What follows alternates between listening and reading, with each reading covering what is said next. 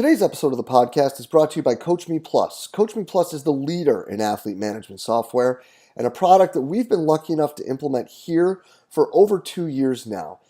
The product in and of itself is exactly what you need it to be, guys, with options ranging from being a workout provider, as in sending the workout directly to the student athletes' phones, to being a place where you can communicate with them and bring together multiple streams of data to be its own dashboard for you, your coaching staff, or the athletes. Or you can use what we've added to our menu of Coach Me Plus activities, and that's the hydration station, where all of this information that is provided is based off of research from the Corey Stringer Institute, where we're looking at weighing in versus weighing out and then providing optimal hydration strategies for the student athletes by them selecting through the menu and tapping on what they'll take home with them and what they're consuming prior to the next practice when all the numbers at the top are lined up green. It's something we've had really good success with and the kids have really bought in on. Just another great example of the awesome product that you can find at CoachMePlus.com. Guys, hop over to CoachMePlus.com today and check it out. It's a product I guarantee you won't be disappointed with. Hey everybody, if you enjoy the podcast and the content it provides, be sure to hop over and check out the community. The community is an exclusive members website that is just an extension of what we do here in July at the Central Virginia Sport Performance Seminar. What it is a combination of video lectures, a coach's corner with your Monday morning take-home information, and a forum where you can talk about anything and everything related to the field of strength and conditioning. In the community, you'll find content added each month from some of the top practitioners in the world, ranging from PhDs to high-level coaches, bringing you exactly what they're doing with their athletes or their research at the present moment. On top of that, an additional discussion by coaches bringing you that Monday morning information, things that you can add to your training program right away. Tying that in with the opportunity to discuss with coaches around the world in the forum on anything and everything from the topics addressed in these presentations to whatever you're seeing in your daily life as a coach. If this sounds like the right thing for you and your staff, go ahead and hop over to cvasps.com/community and try it out for 48 hours for just $1. If you like it, you're signed up, ready to roll, and you're jumping into all the great content added each month. If not, feel free to go ahead and cancel at any time. No questions asked. We're really excited about what we're building in the community and hope you are too. Go ahead and hop over to cvasps.com/community and check it out today. Hello and welcome to the podcast. Today, guys, I have the absolute pleasure of welcoming back 2017 presenter Brett Bartholomew to the podcast. Guys, we are going to talk a little bit about this tug of war between the art and the science of coaching. We're going to get into catching up with Brett, seeing where he's been, what he's been up to. And then we're going to start talking training. We're going to start talking about better ways we can handle our athletes, better ways we can teach our athletes, and even get into some ways that Brett is using these methods and different motor learning and communication skills to better improve the athletes he's working in right now. As always, guys, when you're talking with Brett, there's going to be some great scientific backing and anecdotal examples to everything going on. So this is an absolutely killer talk. And then we finish off, guys, talking about Bought In. You know, his new course that he's got out there right now, which I can't wait to get into and dive into. It's absolutely an exciting time to be around the guy because he's got a lot of great things going on. This is an absolutely fantastic talk, guys. I hope you enjoyed it as much as I did. Let's get right to it. Brett, thanks for coming back on the show with us, bud. Thanks for having me. Yeah, man. So listen, it's been a minute. Let's catch people up with what is going on with Brett, where we are, and what's this new project you're building? Yeah, well, I'm in Atlanta, Georgia now. My wife and I moved here in April of last year.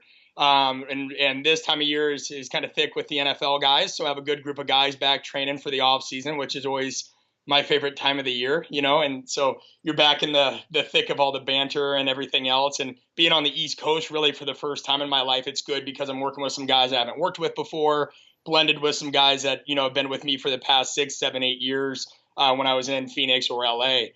So in the thick of coaching, this time of year, I don't travel all that much. But the biggest news is probably I'm following up the book with an online course. The online course comes out March 7th. It's called Bought In.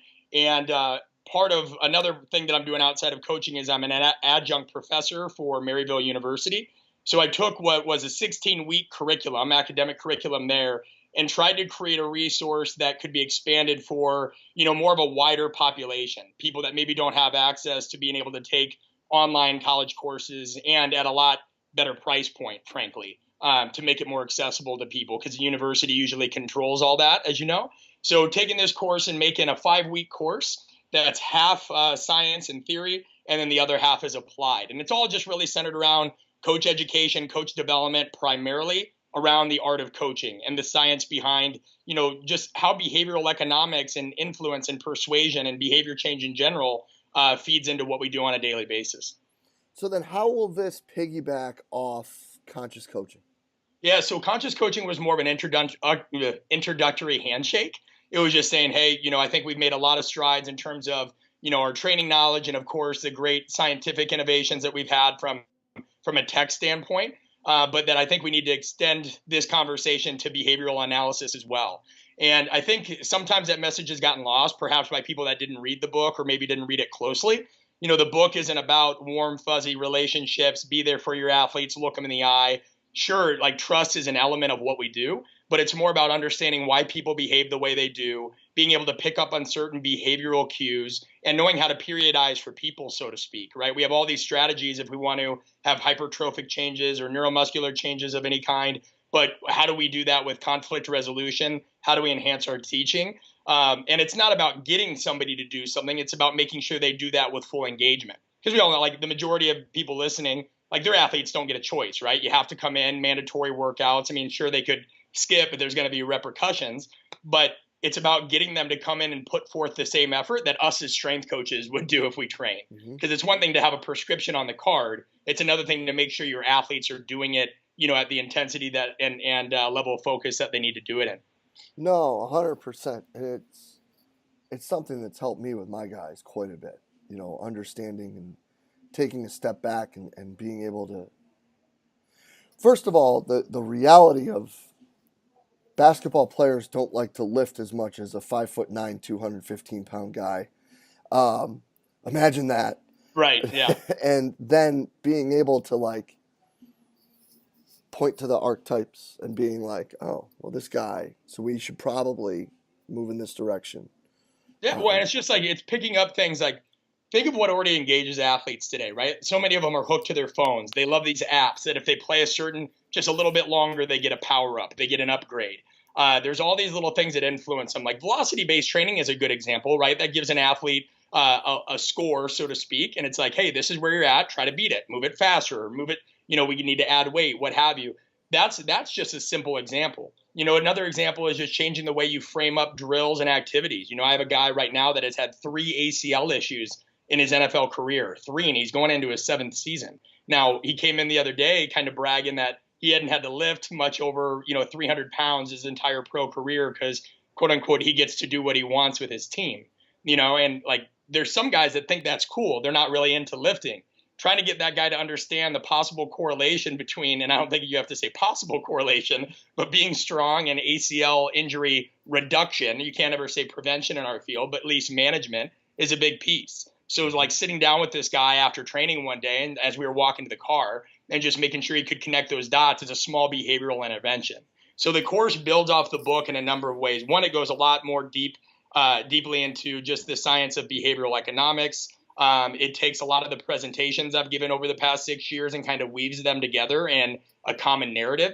So we look at all the behavioral outcomes we want to achieve as coaches. And, on the other end of the spectrum or the other end of that graph, so to speak, and there's a visual that comes with the course, is the communication and influence tactics we choose. Kind of no different than the physiological adaptations we want, right? And then you consider all the logistics and then the outcomes we want to achieve.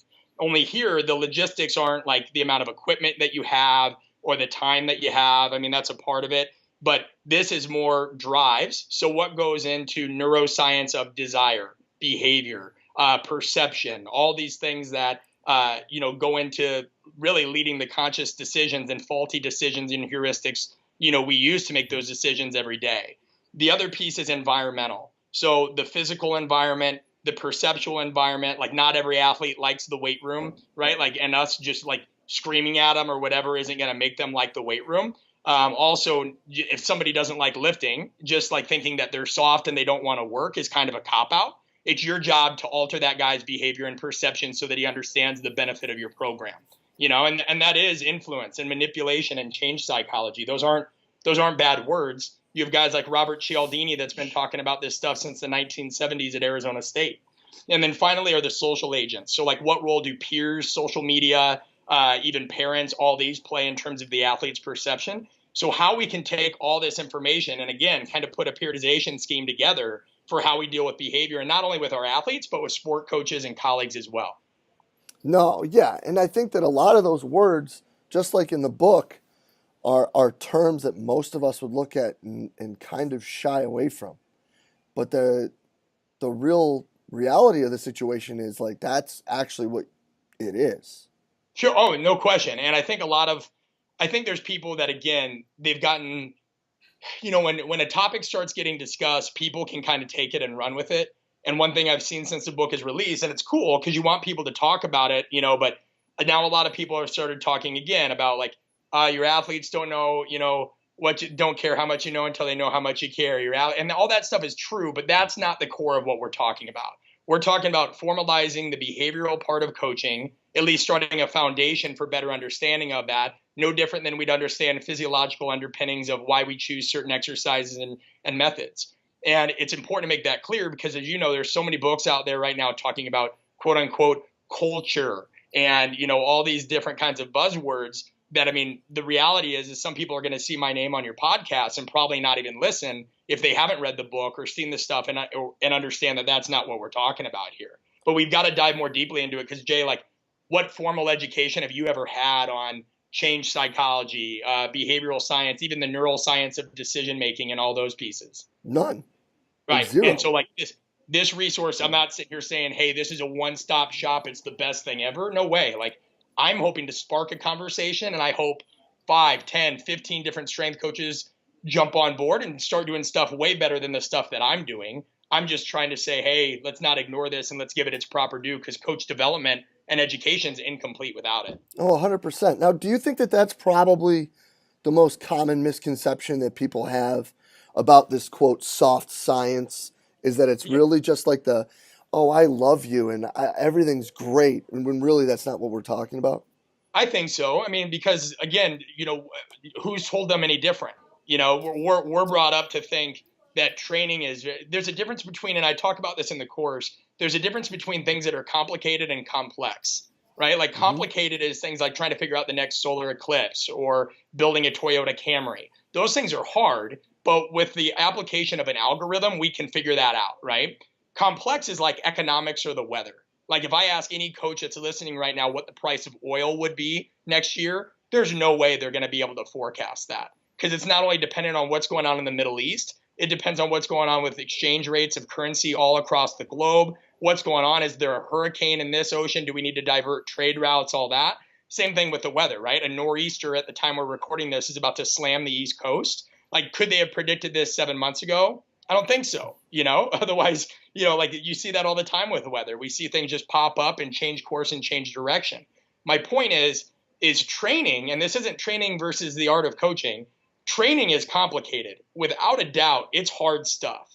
But if we start understanding the foundations of what elicits a certain adaptation, by and large, as long as we operate within that menu and our athletes get some sleep and nutrition, they're going to derive those adaptations, right? Interpersonal communication and relationships are complex. If that wasn't the case, guys like Richard Thaler and Daniel Kahneman wouldn't win Nobel Prizes in behavioral economics. Like you don't get a Nobel Prize for things that are easy to study. And that was kind of another misconception. There was a coach, great guy. We were having a constructive discussion. He just said, I think people are gravitating towards art of coaching stuff because the training part is hard. And I said, well, define what you mean by that. And he goes, well, physiology and biomechanics is hard. Figuring out what we can do for advanced tendinopathies is hard. I don't view communication as that hard. And I said, well, listen, man, there's behavioral science, psychology, sociology departments, psychology departments at every major university across the globe, in which I think a lot of their professors would argue that that's not true. You look at divorce rates, you look at any of those things, like the relationships between individuals are very, very complex and multifactorial. And not only that, Jay, I think another reason is people don't look at this research, right? They look at the NSCA articles, which is great, but how many of them open up the Journal of Applied Psychology? How many of them look at coaching journals? How many of them look at, coach education? There's so much great research out there that people aren't looking at from the coaching side. And the course will provide that. If people love the kind of references pieces, I think we have over 100 references that people can go and do a deeper dive in on their own when the course releases. No, and I think that, first of all, him communicating to you in that manner, in and of itself, proves that he's incorrect. This idea where people think that, like, if communication was easy, then why do so many misunderstandings occur? It's not as simple as, and listen, this is the other reason I think it's a misunderstanding. Name some of the books that you got on this stuff when you first started coaching, right? They were by, and I'm not insulting these authors, they're great, but they're the Frosty Westring the books. They're the Dale Carnegies. They're a lot of the books that, John Maxwell, like those are what we're given. And so people think that covers the relationship piece. They think that 7 Habits of Highly Effective People and How to Win Friends and Influence People and all that covers the influence piece. That's a start. Those are definitely valuable. Those guys, Dale Carnegie's book is timeless, right? But that's not the science of human behavior. Those are just some tenets, right? They're hallmark things, such as you should remember somebody's name. You should look at that. That doesn't go into how to deal with the athlete from Miami-Dade County who saw one of his parents shot in front of him. Or that doesn't handle the kid from rural Iowa who, everybody's got their own baggage that they carry with them. And your job isn't to play psychologist and get outside your scope of practice, but it is your job to be an orchestrator. It is your job to take all these different personas and personalities, lead them effectively by kind of bringing a common vision, and then knowing how to influence their behavior. Remember Buddy Morris talked about that a long, long time ago as a strength coach, and I don't know if it was his quote or somebody else's. Your job is to, manage stress and influence behavior and alter behavior. And that's a part of it. We just haven't done the altering behavior part. No, 100%. And I think that too, like, another misconception is how that all ties in together with, like, the Carnegie stuff and the caring about your athlete stuff, because when they understand that you can identify with them and you can get on their level, that's not what it means, but you know what I mean by that. Yeah. Like, of course they're going to pour in more because you're working for them. You're giving them what they need. And like, how long have you been coaching? 15 years. Okay. How many athletes have you seen that come in and do their card, do their workout, if you're paperless, whatever, like just do the program, but like, they left a lot in the tank. Oh yeah. Right. Like that's the argument here. So what I find is that when contrarians are like, oh, I don't need my guys to, learn this, like our athletes do as they're told, or our athletes don't have a choice, or what I've found is strength coaches will find whatever reason they can to like not alter what they're doing. And so sometimes we're hypocritical, right? We say we're lifelong learners, but we shun one whole part of the research, and then this isn't about getting them to do it. It's about like, if you, me, and 4 other strength coaches were to train today, like we would get after it. We'd have some fun, but we'd get out. Like we enjoy strain, right? Mm-hmm. Not all these athletes do. And it's not your job to necessarily make them enjoy that, but it is your job to help them see the purpose in it so that we can drive a utilitarian outcome. Another part that the course talks about is this myth of like the perfect coaching style. So warmth and empathy, like a lot of that stuff is just really bullshit. It's got its place for sure. Like there's got to be parts of that are in your persona. But, traits such as Machiavellianism, even subclinical traits of narcissism, right? We talked about this when I was at CVASP, and they show that even some coaches, you look at Alex Ferguson for Manchester United, right? One of the most famous coaches of any sport, ranked high on traits of psychopathy, psychopathic behavior. And so that's, I give some snippets from my presentation on that, what they call the dark-sided leadership traits in the course. But it just says like coaches shouldn't just come up and let's say they learn under you, right? They shouldn't just start to think that's the way I need to coach. Or if they learn under me, that's the way I need to coach. They need to understand that it's got to be flexible and adaptive. Like your coaching style has to be as adaptable as your programming. If not, then you're not fulfilling the role of a strength and conditioning coach. Oh yeah, 100%, 100%. Because I think that like the biggest misconception too is that whole idea of like, well, they come in and do what they're told. Well, then, are they learning anything, or are they just going through the motions? So some, short guy with a shaved head and a beard stops cussing me out and yelling at 100%. me. And I think my first experience with that, like really at a higher level, is when I left the collegiate setting and then started working with more pros and even little kids, like both ends of the spectrum. I'd work with pro guys in the morning and military and what have you in the private sector, and then I'd have little squirts, in the afternoon. And realizing that I had to be socially adaptable because I couldn't come to my little squirts after yelling at a bunch of, Marines that had been deployed X amount of times, or when I was 25 and trying to impress a bunch of NFL guys with my jargon and they look at me like I'm an idiot, when in reality I was doing it because I felt insecure that I was 25. I didn't want them to like think that I was too young to be able to know what I was doing, and so like I tried to make, hey, this is your program, and 6 weeks from now we're gonna do this and we're gonna do that, and they're like, dude, like, can we lift? Like, can we get into this? And so I think there's just a lot of that coaches love their jargon. You look at some old interviews or you look at current interviews and somebody goes, explain your philosophy, Jay.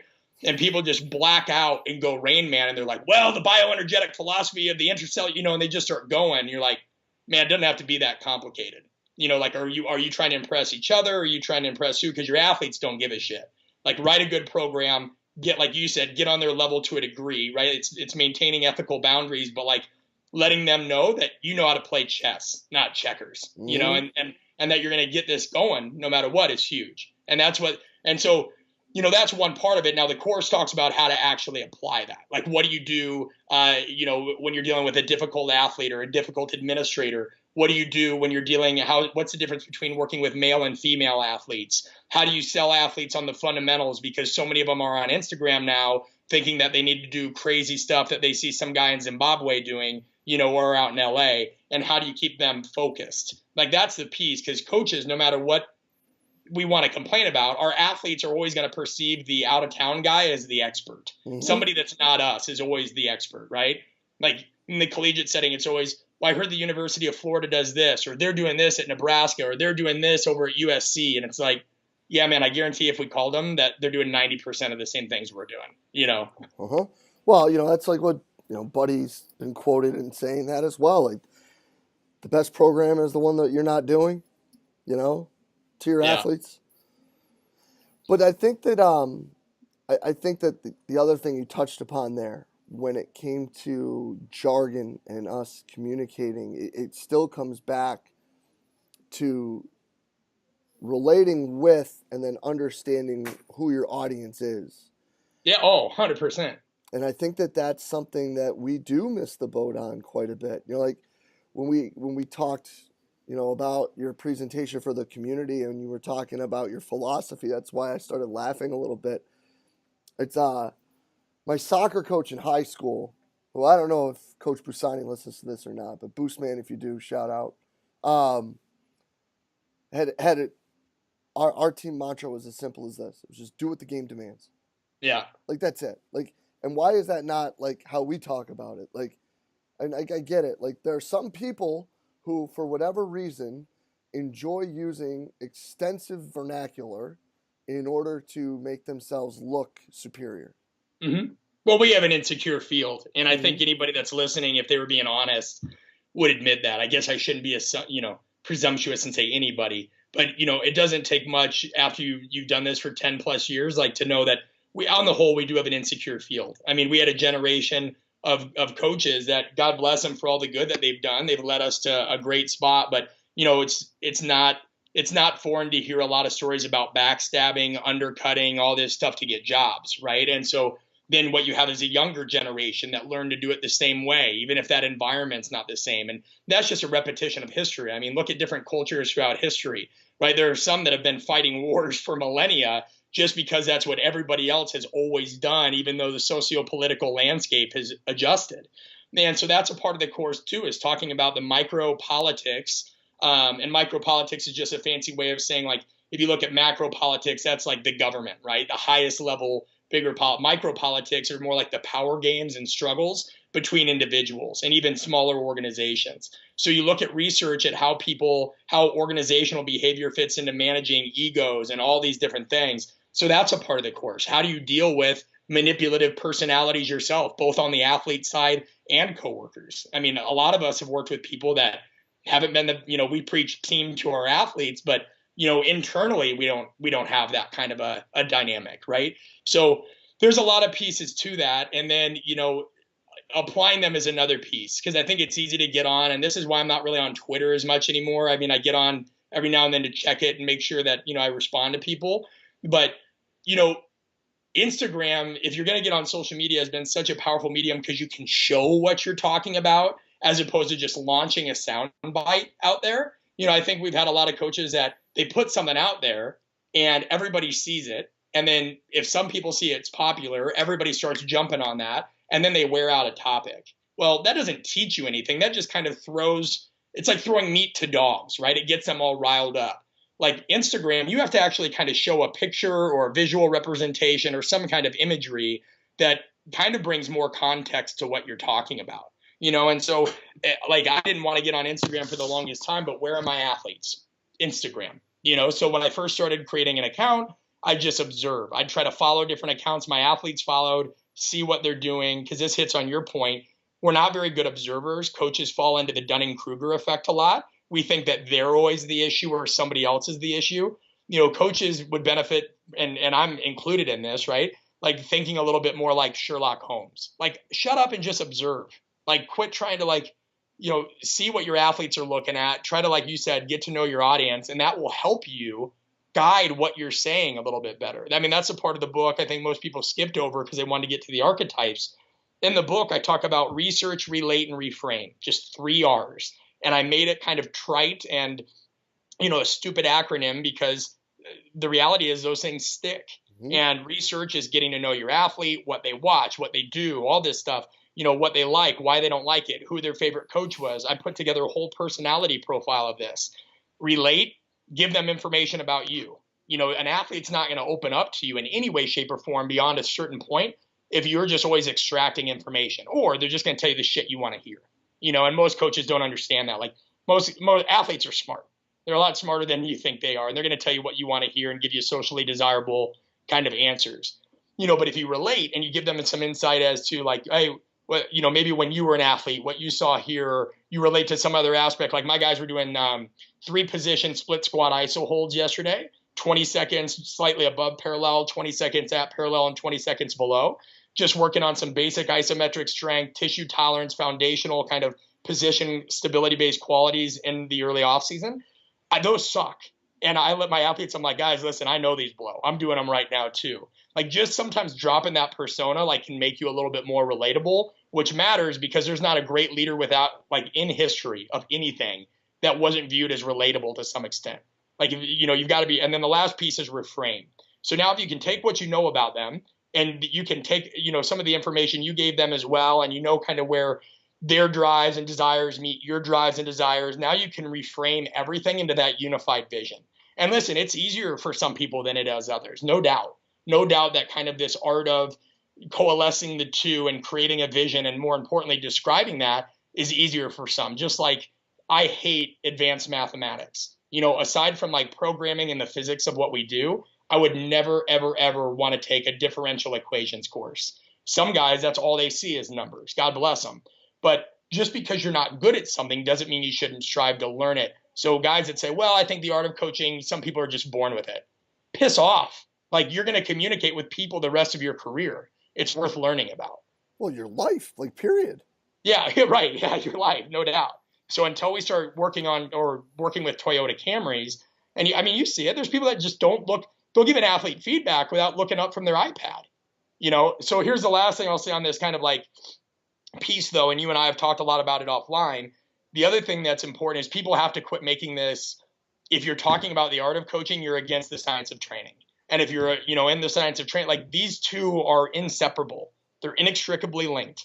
Talking about one does not mitigate the importance of the other, and vice versa. So I say that because again, and this is just social media world, you see people start to spin a narrative that they're uncomfortable with to suit some kind of desire of their own. So if they don't like a topic, they'll try to say, all this talk of the art of coaching, let's get back to basics and focus on training. And it's like, let's not make more dividing lines, right? Like we have a lot, like it's both. Shut up. You can have back squats and know how to communicate. Let's not be one-dimensional knuckle draggers here, you know? No, 100%. I mean, and then the third leg of all of this is just motor learning and how you're actually going to teach the stuff, which I think is another thing that, you know, we all talk about how we want to get, you know, cues and these things and that thing and the other thing, but like if you don't know how people learn specifically, like those specific individuals, and it doesn't matter how you cue them, because if it doesn't sink in, it's a waste of damn time. Well, to your point exactly on that. So my master's thesis was on attentional focus when I wrote it back in 2009. And that was what made me want to dive more deeply. Because, yeah, cool, like cues, but why are people receptive to metaphors, analogies, and outcome oriented? And that made me study, all right, now I want to dive into human behavior. Now I want to look at perception. Now I want to look at learning. Yeah. So, you know, the art of coaching is that piece of it too. Like motor learning is under the art of coaching. You know, like you see how you design drills, how you design your practice sessions. I've even gone back now, and for the past few years, you know, I used to go out on the field and I'd say, all right, guys, today's an acceleration day. This is what we're going to do. Boom, boom, boom, boom, kind of that linear or serial sequence kind of session, right? And then at the end, you assume we ticked off all those boxes. Hopefully we got better today. Well, what I started doing is going back kind of to a random practice or even whole part, whole method, where I'll bring the guys out. I'll actually, after warming them up, start with the drill that we are going to do at the end. And I'll give them basic instruction, very little other than just how to go through it. And I'll watch them. I'll say 75 to 80% guys go through this drill. You know, we're going to go through it 3 times, pick up your effort each time. And I'll watch their cuts, their transitions, their decels, all this. Now, based off what I'm seeing, I have a menu of everything else we're going to do that day. If their shuffles look good, okay, I'm going to spend a little less time on that and maybe a little bit more on crossover. If their crossovers and shuffles look good, all right, what can we do? Working on lower center of gravity or maybe reacceleration out of a cut. It's like you and I could go out to lunch, and even if it's a favorite spot, we might have to decide between 2 or 3 different sandwiches. Like coaches can't come out with a serial program and say, just because I did these things, I know my guys learned it. Not the case. Whole part whole. See what they do, break it up into constituent parts, randomize it a little bit, bring it back together at the end, and see how it's changed. Test, retest. Yeah, that's how. Even if it's subjective, you as a coach, like if you're going to downplay subjective analysis of you being able to see an athlete hit the line, drop your center of gravity, maintain perfect posture, then I don't know what we're doing. No doubt.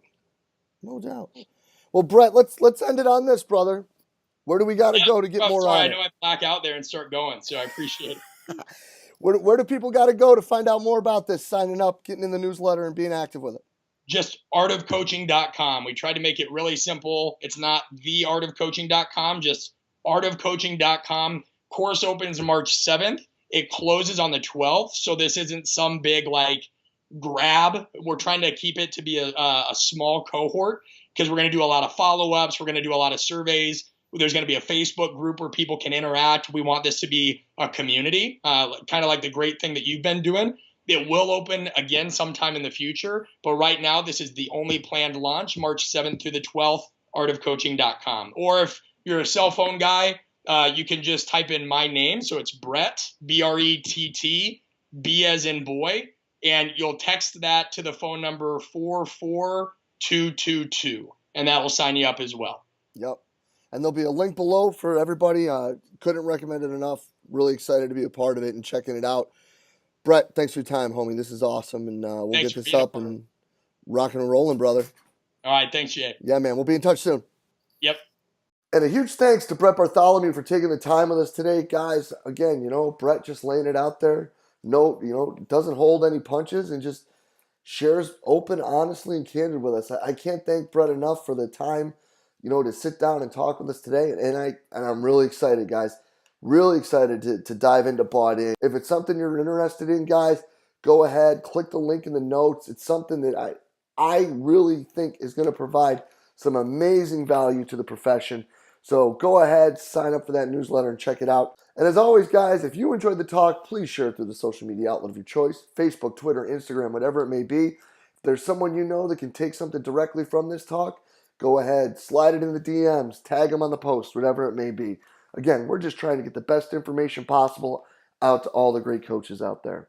As always, thank you for everything that you do for us here at Central Virginia Sport Performance. We will be back next week with another awesome guest. We will see you then.